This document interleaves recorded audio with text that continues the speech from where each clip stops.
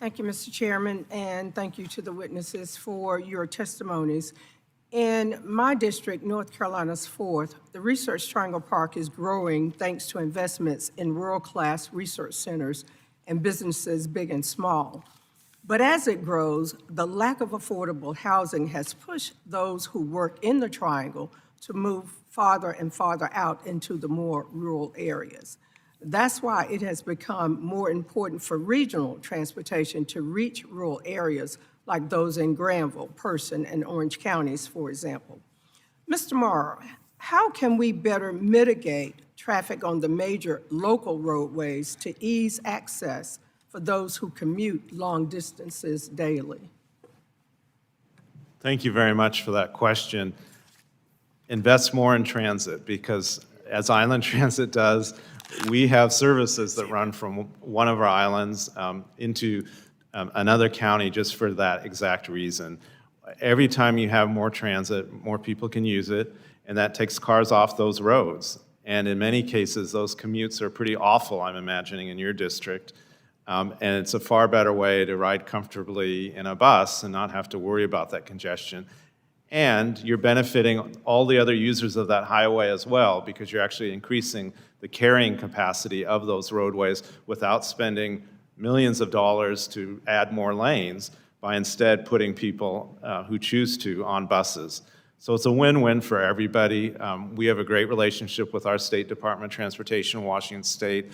They very much support the work of transit, because they know the more that people use transit, it increases the capacity of those facilities and lessens the burden on them to expand and increase them at even higher rates. Thank you for the question.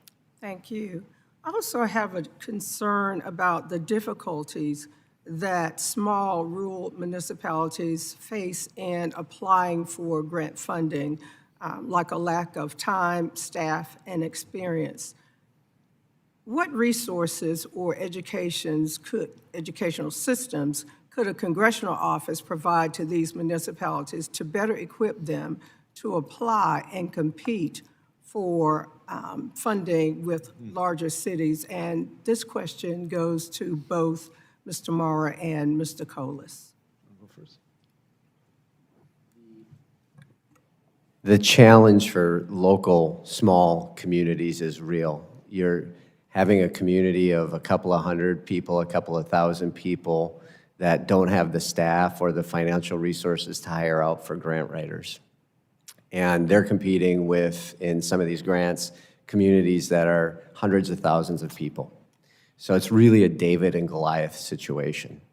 From a strategy standpoint, what could we do in a congressional office? Yes, I think it's about education, but some of these grants are so complex to write that education of some of our local officials who are salt of the earth people, but they just don't operate in that arena, might work in some cases, but more likely the better strategy is to actually provide some funding to hire grant writers so that those folks that do not have the resources to even buy a ticket to the ballpark can get a ticket to the ballpark.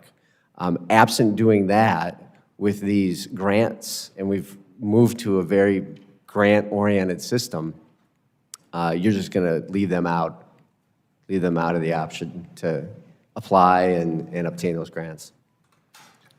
So I was just going to add ditto, but also funding the various national programs that help create the capacity for people to learn how to write those grants. CTAA, for instance, has an annual conference where people can come and learn how to do that. But probably the most important thing that you and your office can directly do is just let the agencies know when these grant opportunities come, and that will really help them. In our case, at my agency, our grant writer also serves as the clerk of the board and my assistant. So we all wear lots of hats, and so any help that you and your staff can provide is always greatly wanted. Thank you. Thank you, Mr. Chairman. I yield back.